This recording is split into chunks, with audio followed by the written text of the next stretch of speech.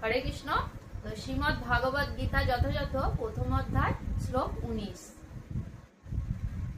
সঘোষমধাত রাষ্ট্রনাম হৃদয়ানি বদারয়ত নভশ্চ পৃথিবীম চৈব তমূলহভ্যনুনাদয়ান। গীতার গান।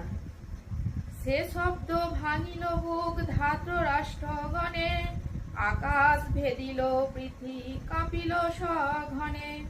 অনুবাদ। শঙ্খ নিনাদের সেই প্রচণ্ড শব্দ আকাশ ও পৃথিবী প্রতিধ্বনিত করে ধৃতরাষ্ট্রের পুত্রদের হৃদয় বিদারিত করতে লাগলো।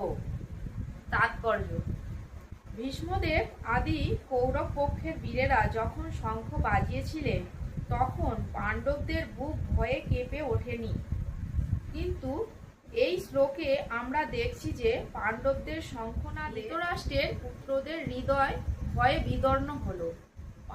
পাণ্ডবদের মনে কোনো ভয় ছিল না, কারণ তারা ছিলেন সদাচারী এবং ভগবান শ্রীকৃষ্ণের শরণাগত।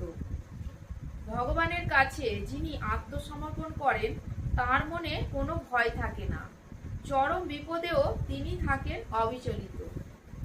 হরে কৃষ্ণ।